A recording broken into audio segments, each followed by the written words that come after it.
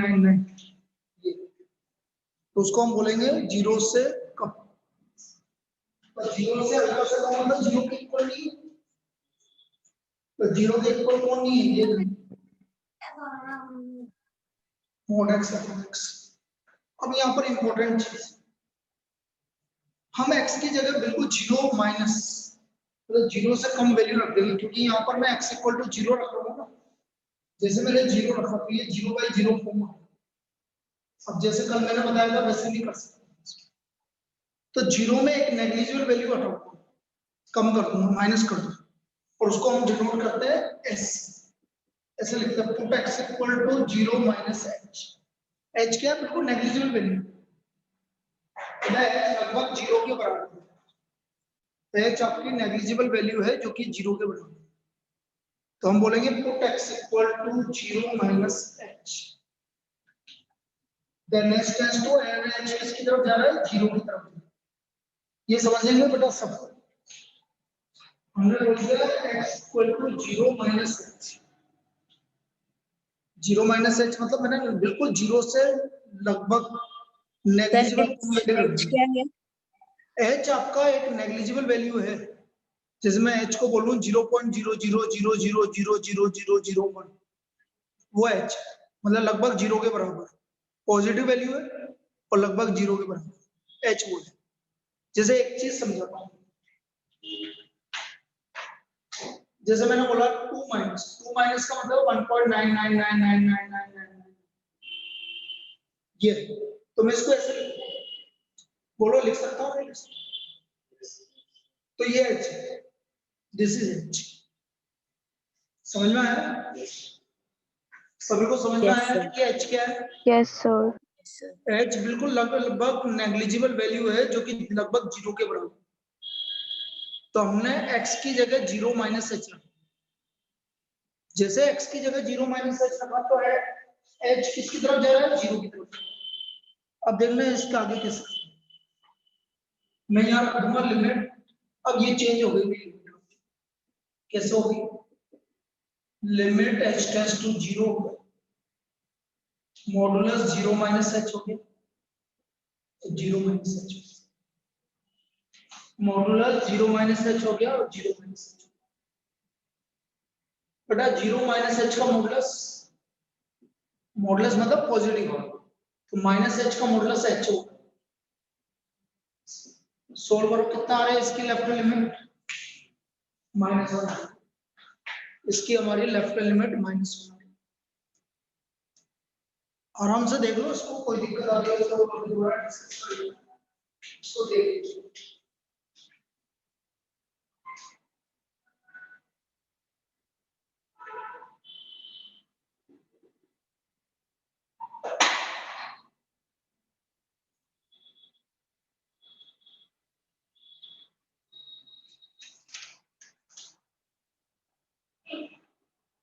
Sir इसमें 0.0 हाँ, यहाँ पर आपका भी काम करेंगे, जहाँ कुछ भी नहीं कर सकते, ना फॉर्मूला लगा सकते हैं ना हम कोई फैक्टराइज कर सकते हैं। जब हमें मालूम है कि 0/0 फॉर्म या ये होती है indeterminate, infinite upon infinite, 0 minus infinite, ये सब इंडिटरमिनेट फॉर्म सब तक ये यूज है।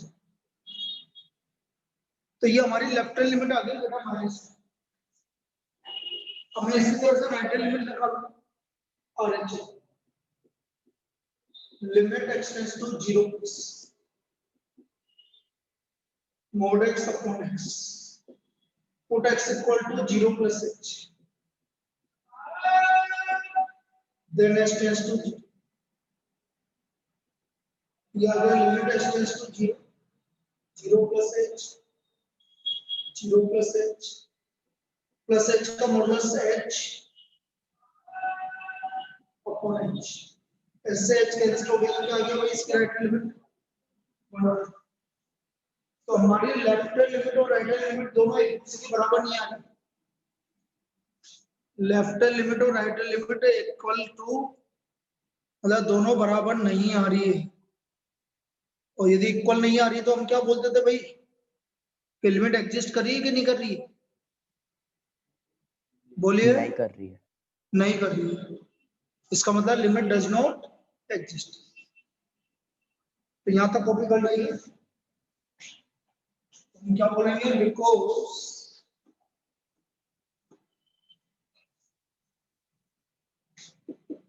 Limit x tends to 0 minus fx is not equal to limit x tends to 0 plus fx. So therefore limit does not exist. So therefore ऐसे भी हो सकता है limit x tends to 0 fx does not exist. इसका value exist नहीं करेगा. This value does not exist. Clear? ऐसे नहीं. ये वाली प्रॉब्लम इस तरह से सोल्व है. दो जने ये रे 8 जने 10 जने 2 12 2 जने गायब है आज भी. रोहित गायब है तो आज. चिराई तने उसको नहीं बोला था क्या क्लास के लिए? सर किसको? अक्षत को और उसको आर्यांश को ज्वाइन नहीं करा क्या उसने? कहाँ करा? 1 मिनट बोल दे एक बार बोल. तो लिमिट एक्सेस to 0 fx does not exist.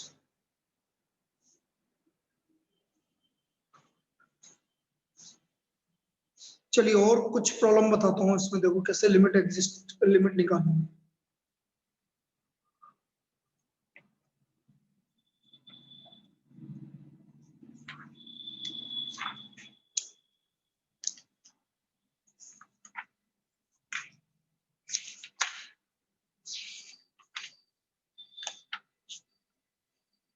बिल्कुल इसी टाइप की प्रॉब्लम बता रहा हूँ, सेम टाइप की प्रॉब्लम, ताकि आपको एज कंसेप्ट यूज करना है.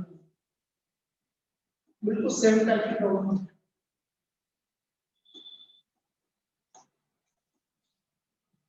Find limit x tends to 4 fx if fx equal to modulus x minus 4 upon x minus 4, x is not equal to 4 and 0 x equal to 4. अब हमें 4 पे value ढूंढनी है. मॉडुलस x minus 4 upon 4 और 0 x equal to 4. हमें इसके limit निकालनी. अरे आर्यंस तू मैसेज नहीं देखता क्या बेटा? सर अभी देखा ही नहीं था मैंने मैसेज. चल तो हमें ये फाइंड आउट करना है limit x tends to 4 fx. अब तो समझना बेटा, लिमिट नहीं तो फिर ना तो एक बार है ना कल का वीडियो देखना और फिर मेरे से बात करना. मेरे को तो तुम दोनों को दोबारा समझा दूंगा, एक बार कल का वीडियो देखना. मुझे लिमिट निकालनी है x equal to 4. x tends to 4 मतलब x इक्वल टू 4 लिमिट निकालनी. Left limit limit x tends to 4 minus minus लगाने का मतलब है लेफ्ट हैंड लिमिट, मतलब लेफ्ट हैंड की तरफ से जाना. अब 4 माइनस मतलब 4 से कम, 4 के इक्वल नहीं है. तो इक्वल कौन नहीं है? ऊपर वाला. Limit x tends to 4 minus मतलब 4 के इक्वल नहीं है. तो 4 के इक्वल कौन सा फंक्शन नहीं है? ऊपर देखो, modulus x minus 4 upon x. अब मैं यदि इसमें x इक्वल टू 4 रखता हूं, यदि मैं इसमें 4 रखता हूं तो ये हमारा 0/0 फॉर्म. इसको बोलते हैं इंडिटरमिनेट फॉर्म. 0/0 फॉर्म मतलब इंडिटरमिनेट फॉर्म, जिसको हम फाइंड आउट नहीं कर सकते. तो मैंने अभी पिछले वाले प्रॉब्लम में क्या बताया था? Put x equal to 4 minus h. h क्या हमारी negligible value. Then h tends to 0. और h किसकी तरफ जा रहा है? 0 की तरफ. तो देखो यहाँ रख दिया मैंने limit h tends to 0. x की जगह 4 minus H upon 4 minus H minus H का modulus H upon minus H. तो इसकी लेफ्ट हैंड लिमिट किसके इक्वल आ गई -1 की। इसकी लेफ्ट हैंड लिमिट आपकी -1 की। Now write the limit. Limit x tends to 4 plus modulus x minus 4 upon x minus 4. Put x equal to 4 plus h. Then x tends to 0. So limit h tends to 0. 4 plus h minus 4.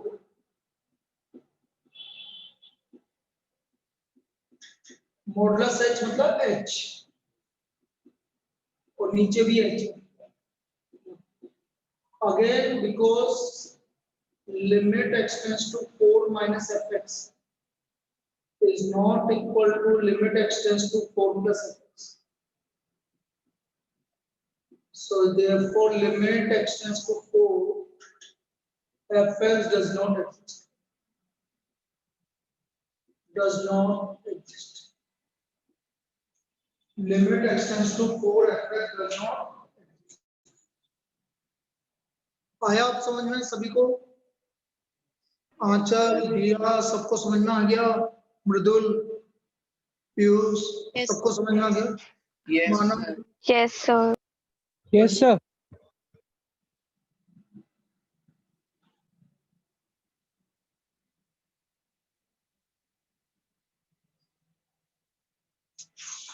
और देखते हैं एक और concept बताता हूँ।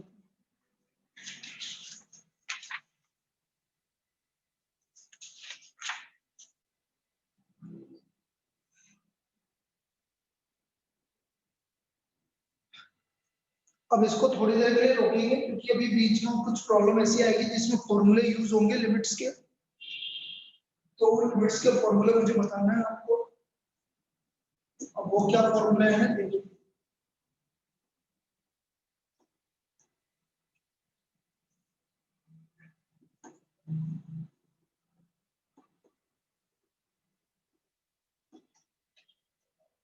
लिखो next topic evaluation of limit by different method. हम evaluation of limits निकाल रहे हैं। हमारे पास बहुत सारे मेथड है इसको निकालने के। और वो मेथड्स क्या क्या है वो देखिए। इवैल्यूएशन ऑफ लिमिट्स मेथड्स हम देखेंगे। मेथड्स देखिए।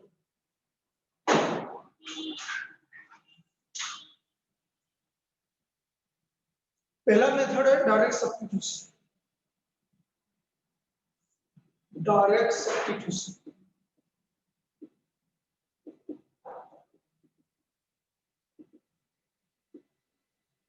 अब डायरेक्ट सब्स्टिट्यूशन क्या होता है जैसे मैंने पहले भी बता दिया अभी तो limit x tends to 1 suppose x minus 3 upon x plus 1। अब मैं इसको 1 रख के देखता हूं तो 1 में कोई फर्क नहीं पड़ता।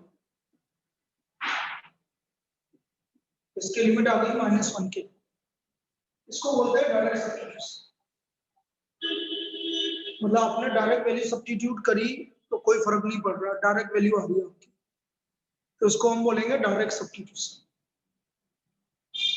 वैल्यू डायरेक्ट रखनी है। एक और एग्जांपल लेके बताता हूं।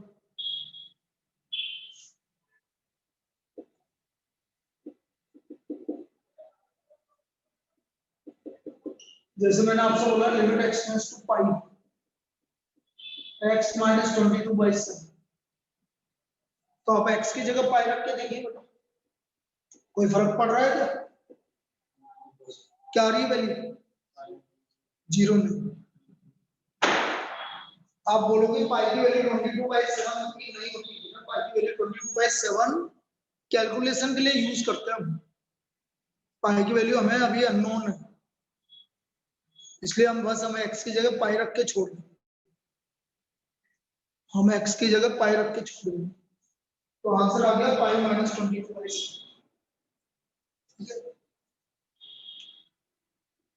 जैसे मैंने अगला बोला limit x tends to 0 cos x upon pi minus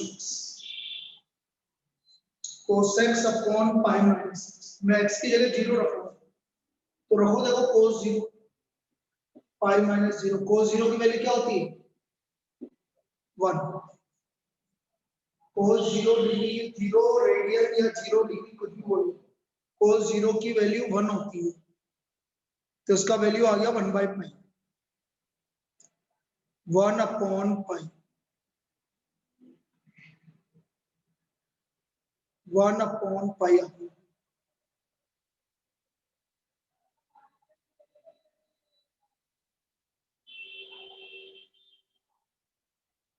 तो cos 0 1 आ गया तो इसका आंसर 1 अपॉन पाई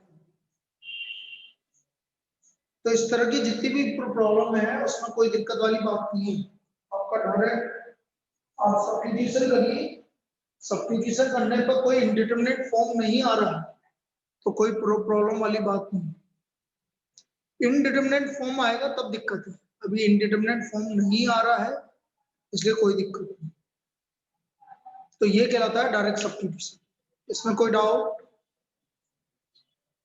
बेटा No, डायरेक्ट sir. सब्स्टिट्यूट कर दिया कोई No, दिक्कत sir. नहीं हाँ बेटा बोलो किसी को कोई दिक्कत है No, sir. चलिए सेकंड मेथड तो ये तो हो गया हमारा डायरेक्ट सब्स्टिट्यूशन सेकंड मेथड हमारे लिए सबसे इंपॉर्टेंट मेथड सबसे ज्यादा काम आएगा और वो कहलाता है factorization method by factorization numeration by factorization factorization evaluation of limit by factorization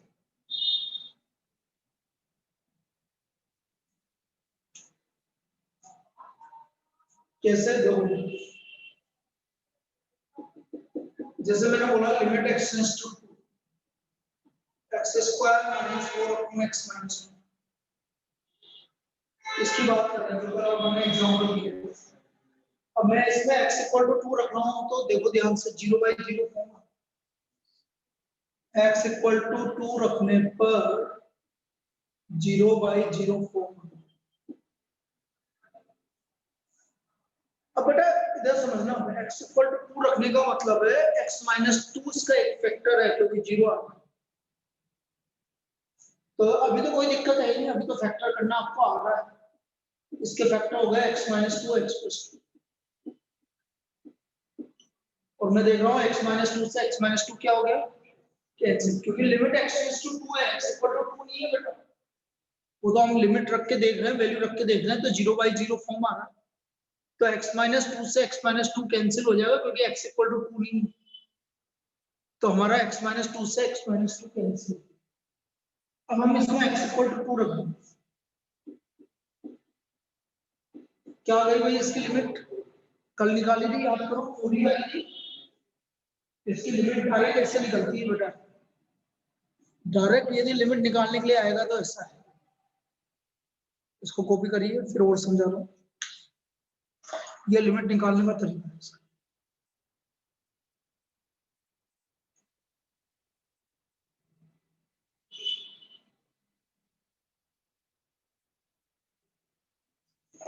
और देखिए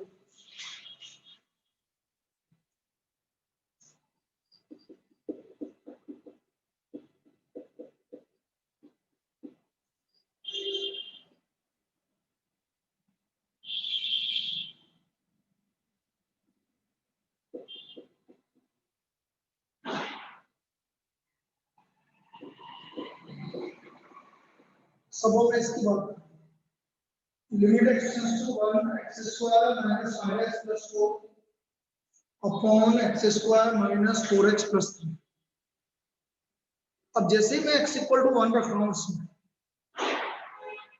तो ध्यान से देखिए ऊपर न्यूमरेटर में भी क्या आ रहा है ऊपर वाली value 1 plus 4 5 minus 5 0 1 plus 3 4 minus 4 0 तो ये आ रहा है हमारा 0/0 ये हमारा आ रहा है 0/0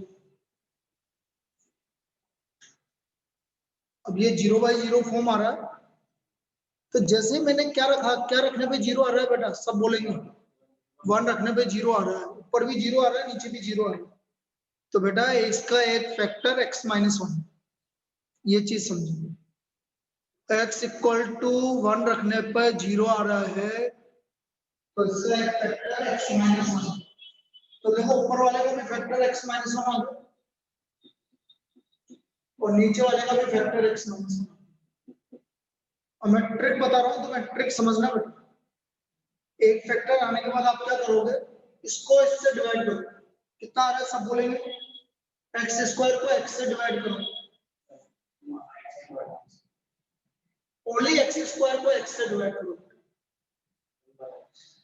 x भाई x² को x से डिवाइड करो, x और +4 को -1 से डिवाइड करो, माइनस, ये इसके फैक्टर।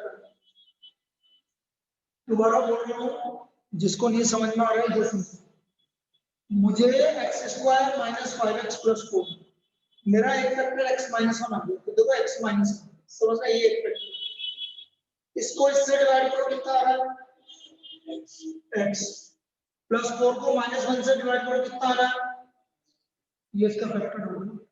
ये मेरी ट्रिक है, आपको डिवाइड करने की जरूरत नहीं है ना, आपको फैक्टर करने की भी जरूरत नहीं है।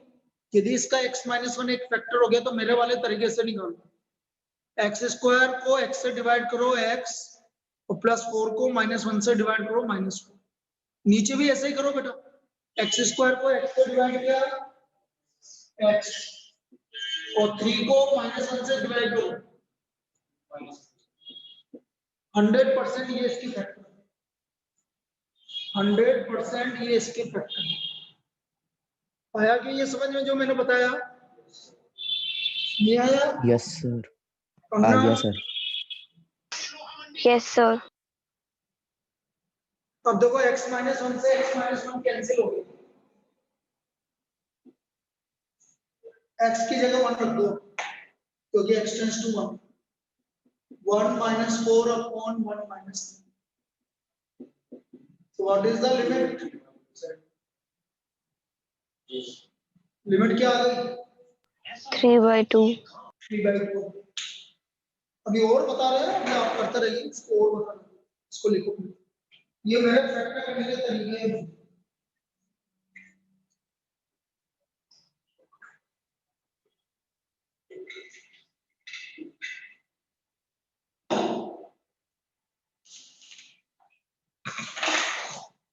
तो इसमें x की वैल्यू जो भी रखेंगे तो उससे 0 आता है, तो x - 2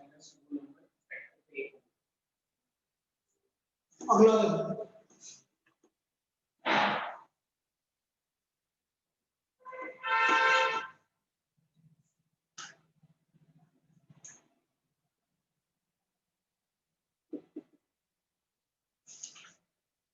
limit x tends to 2, 3x² - x - 10 divide by x² - 1। अब पहले x = 2 रख के देखिए, जैसे 2 रखा तो 0/0, x = 2 रखा तो 0/0, तो बेटा यदि x = 2 रखने पर 0/0 फॉर्म आ रहा है, तो इसका एक फैक्टर क्या होगा, x - 2 इसका एक फैक्टर होगा। ये समझ में आया फैक्टर कैसे आ रहा है बेटा? लिमिट x टेंड्स टू 2 है आपके पास, लिमिट हमारा x टेंड्स टू 2 है, और 2 रखने पर 0 आ रहा है, तो ऊपर वाले का फैक्टर भी x - 2 हो गया, नीचे वाले का फैक्टर भी x - 2। आया सबको समझ में ये चीज? Yes sir. Yes, sir. अब देखो पहला वैल्यू है 3x², 3x² को x से डिवाइड करो, कितना आ रहा है, 3x। बोलो ना भाई, 3x² को इस x से डिवाइड करो, कितना आ रहा है, 3x। 3x² को x से डिवाइड करने पे कितना आएगा बेटा, बोलिए? 3x। और लास्ट वाला वैल्यू -10 को -2 से डिवाइड करो 5। 5 तो इसका फैक्टर हो गया 3x + 5। आप निकालोगे तो भी यही आएगा।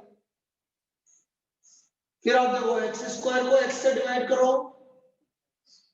-4 को -2 से डिवाइड करो +2। तुम तो वैसे भी निकाल सकते हो। अब ये हमारा x - 2 से x - 2 कैंसिल। अब कोई दिक्कत नहीं, यही 0/0 बना रहा था, वैल्यू रख दो।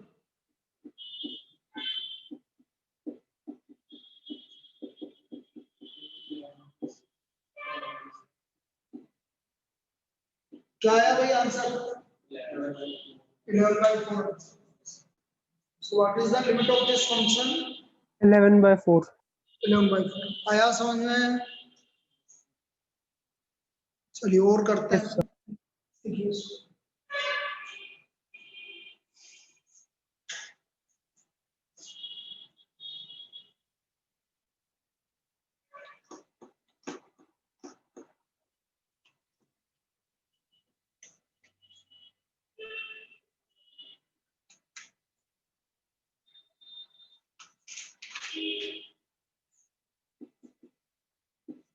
अब ये अच्छी प्रॉब्लम है नेक्स्ट वाली, इसको ध्यान से देखिए।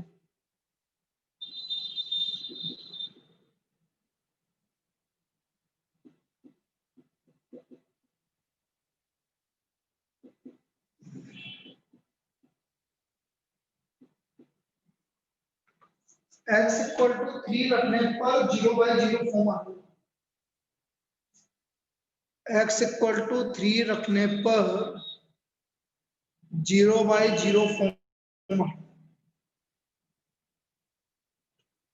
रख के देख लो। 3/3 लिखती हूँ। अब मैंने तुम्हें क्या बोला, x = 3 रखने पे यदि 0/0 फॉर्म आ रहा है तो इसका एक फैक्टर हो गया x - 3 और नीचे भी इसका फैक्टर हो गया x - 3। अब इम्पोर्टेंट है तो थोड़ा सा ध्यान से देखना पड़ेगा बेटा इसको, क्योंकि x की पावर 4 आ रहा है तो बहुत सारी चीजें हैं। चलो पहला काम तो वही, x की पावर 4 को x से डिवाइड करो, कितना बचा? x³ बचा। और -81 को -3 से डिवाइड करो, कितना बचा? +27। बीच में भी x² का टर्म भी आएगा और x का टर्म भी आएगा। अभी वो बाकी है इसलिए मैंने अभी छोड़ दिया बीच। ये समझ में आया जो लिखा मैंने x³ + 27? अभी बीच में और भी टर्म आएगी इसलिए मैंने उसको अभी छोड़ दिया। भाई x की पावर 4 को x से डिवाइड किया तो x³ और -81 को -3 से डिवाइड किया तो 27। बाकी की बीच की टर्म अभी बाकी है। अब कैसे करेंगे सर? -3 इससे मल्टीप्लाई होगा, कितना आया? ड्रॉप में करके बोल रहा हूँ, कितना आया बेटा? ये आया। क्या ये चाहिए कि आपको x³ आ रहा है कि ऊपर? अरे बेटा ध्यान से समझो, x की पावर 4 को x से डिवाइड किया, x³ आ गया। -81 को -3 से डिवाइड किया, 27 आ गया।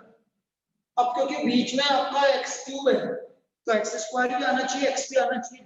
देखते क्या क्या है। तो फिर मैं -3 को इससे मल्टीप्लाई करूंगा, कितना आ गया बेटा? क्या -3x³ आपका ऊपर आ रहा है या फिर x³ का टर्म आ रहा है ऊपर? बेटा अंदर नो बोलो सर। वाले नो स्टूडेंट सर नहीं आ रहा, तो बेटा मेरे को इसको हटाना पड़ेगा। इसको हटाने के लिए मुझे क्या करना पड़ेगा? तो +3x³ को x से डिवाइड करके यहाँ लिखो, एक पावर कम करके यहाँ लिखो +3x³ करना पड़ेगा तभी हटेगा ये, और डिवाइड बाय x करेंगे तो +3x²। इसको अभी बहुत बार समझाऊंगा, चिंता मत करो, पहली बार समझो। फिर -3 को इससे मल्टीप्लाई करो, कितना आ रहा है? क्या x² की टर्म आ रही है ऊपर? तो इसको हटाने के लिए क्या करना पड़ेगा? तो +9x² डिवाइड बाय x, ये इसकी फैक्टर होगी। दोबारा समझाऊंगा, मैंने बोला ना इस चीज को हमें बहुत बार समझना पड़ेगा क्योंकि ये प्रैक्टिस की बात है। भाई या तो आप डिवाइड करो, दो ऑप्शन है आपके पास, या तो आप डिवाइड करो या मेरा वाला मेथड लगाओ। मेरे वाले मेथड में आपको डिवाइड करने की जरूरत नहीं पड़ेगी। दोबारा हम देखते हैं बेटा इस सवाल के फिर मैं यहाँ बताता हूँ उसके इधर समझो x की पावर 4 को x से डिवाइड किया ये देखो x की power 4 minus 81 equal to x minus 3 ये x क्यूब और माइनस 81 को माइनस 3 से डिवाइड किया तो प्लस 20 अब मैं इसको इससे मल्टीप्लाई करूं कितना है चाहिए क्या x क्यूब पर तो इसको हटाओ तो प्लस 3x क्यूब को x से डिवाइड करो कितना आया फिर माइनस 3 को 3x स्क्वायर से मल्टीप्लाई करो चाहिए क्यों ऊपर x स्क्वायर तो क्या करना पड़ेगा इसको फिर x से डिवाइड करो कितना आ गया ये इससे घटाओ भाई या तो आप फॉर्मूला लगाओ यदि आपको फॉर्मूले पता है तो फॉर्मूला लगाओ नहीं पता है तो बेटा यही करना पड़ेगा और मैंने जो बता रहा हूँ वो सबसे इजीएस्ट मेथड है हो सकता है आपको पहली बार में थोड़ी सी दिक्कत आए लेकिन अब भाई 1-2 दिन करेंगे ना अपन तो अपना आप आपको ये वाला मेथड समझ में आएगा 1-2 दिन करेंगे तो अपना आप मेथड समझ में आ जाएगा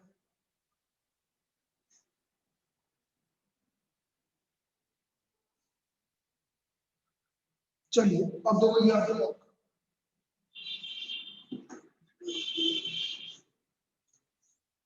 नीचे तो कोई दिक्कत है नहीं 2x स्क्वायर को x से डिवाइड करो और माइनस 3 को माइनस 3 से डिवाइड ये कैंसिल अब x की वैल्यू 3 रखो 3 का क्यूब 3 into 3 का स्क्वायर 6 plus 1 क्या आ गया आंसर 108/6 अभी मैं कुछ फैक्टर करके बता रहा हूँ ताकि आपको समझ में आए कि फैक्टर कैसे होते हैं फिर आप इसको देख लीजिए लिख लीजिए पहले इसको इसको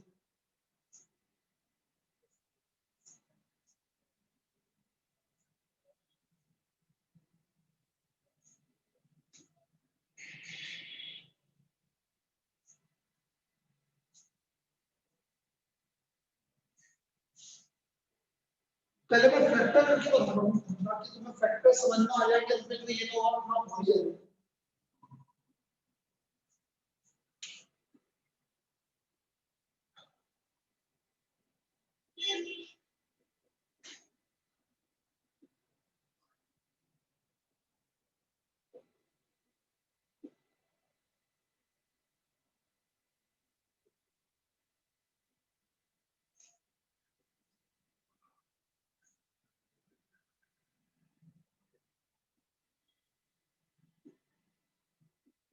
सपोज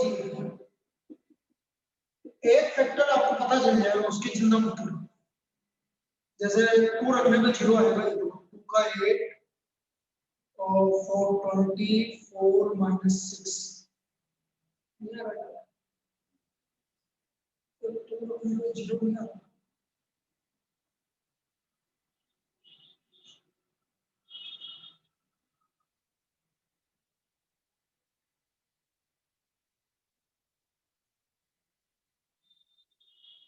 एक मिनट 4 रखने में 64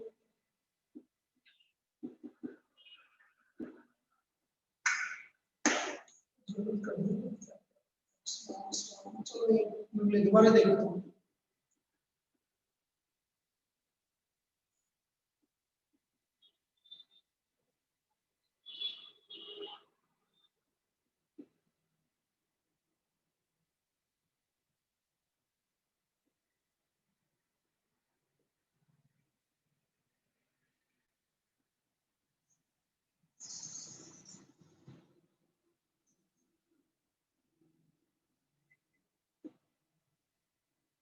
चलो इसको देखते हैं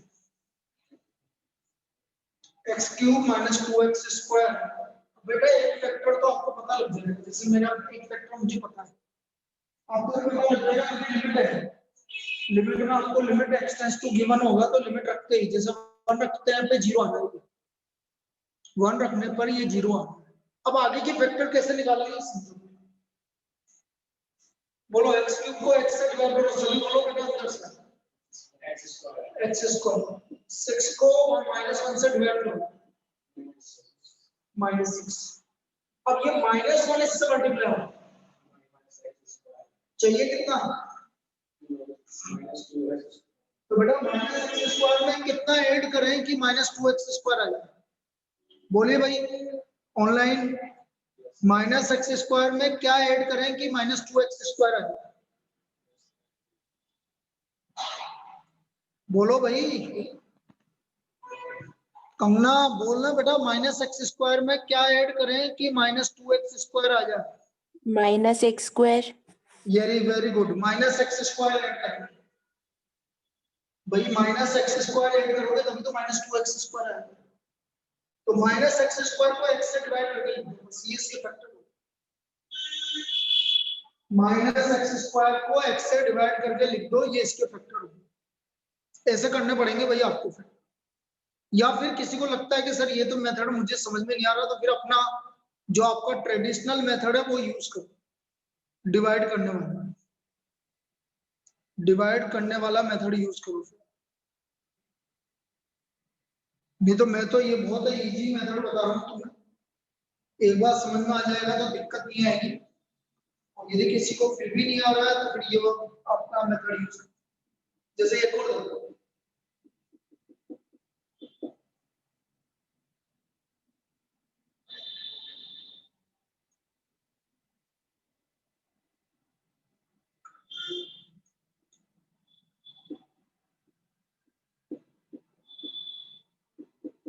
हाँ ये देखो, अब x इक्वल टू 1 रखने पे 0 आ रहा है, 1 + 11 12 -12, तो इसका एक फैक्टर x माइनस, इसको इससे डिवाइड करो, इसको इससे डिवाइड करो, अब ये मल्टीप्लाई करो, चाहिए कितना?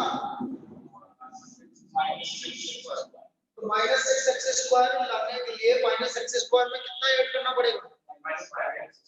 -5x²। तो -5x² को x से डिवाइड कर दी, तो इसके वेक्टर हो गए x² - 5x + 6 आया। चलो प्रॉब्लम में बताएंगे तो ज्यादा समझ में आएगा। देखो एक और प्रॉब्लम देखो, नेक्स्ट प्रॉब्लम,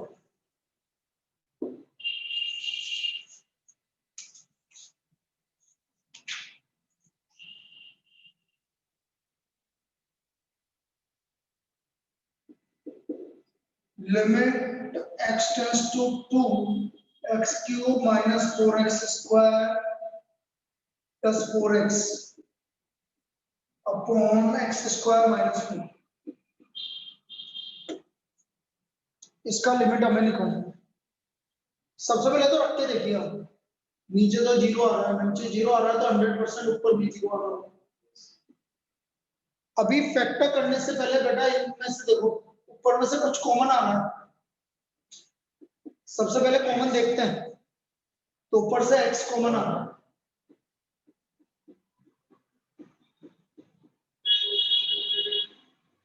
क्या रखने पे 0 आ रहा था? 2 रखने पे 0 आ रहा था, तो इसका एक फैक्टर x - 2 x - 2,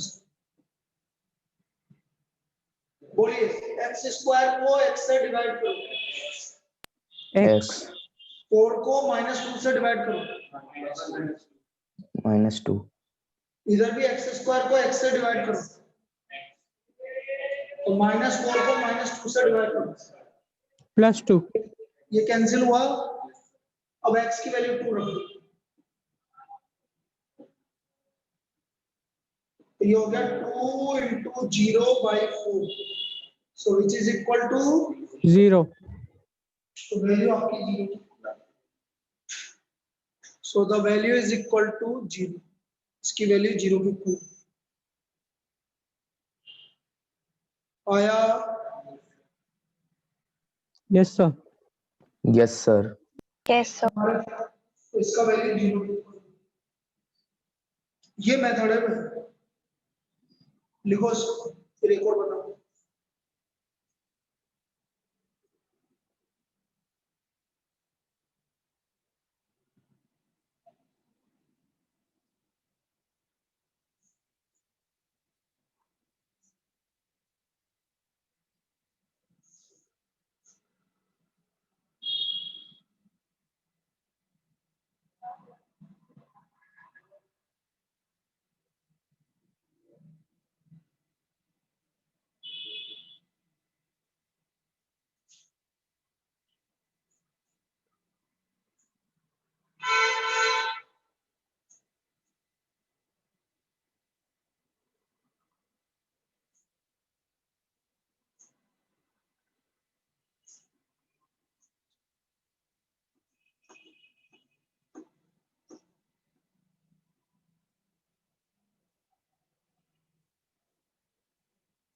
एक और कर लेते हैं, फिर कल इसी पे प्रैक्टिस करेंगे। अभी अभी तो अभी कंप्लीट हुआ, कल इसी पे और प्रैक्टिस करेंगे। Limit x tends to 2 x cube minus 2x square upon x square minus 5x plus 6। भाई रखने पे तो 2 रखने पे 0 आ रहा है। पहले मैंने क्या बोला था, कॉमन देखेंगे, ऊपर से कॉमन क्या आ रहा है, x स्क्वायर। अब नीचे ऊपर तो कोई दिक्कत ही नहीं, नीचे के वेक्टर करने पर x माइनस 2 आ रहा है, क्योंकि x इक्वल टू 2 रखने पे 0 आ रहा है। x स्क्वायर को x से डिवाइड करो x, 6 को माइनस 2 से डिवाइड करो माइनस, और x की जगह 2 रखो। कितना आ गया वैल्यू, -4. -2।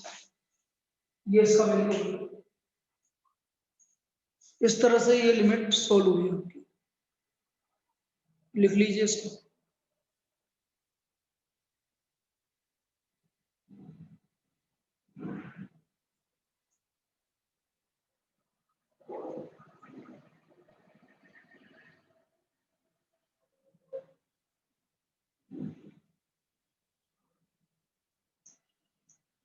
तो ये हमारा फैक्टराइजेशन मेथड है। अभी अभी मैंने क्या बोला, कल अपन इसको बहुत सारी प्रॉब्लम और करेंगे फैक्टराइजेशन मेथड, कल और करेंगे इस, ठीक है। तो आज के लिए इतना, क्योंकि फिर मेरी अगली क्लास का टाइम हो गया। Thank you, sir. Okay, okay बेटा। Thank you, sir.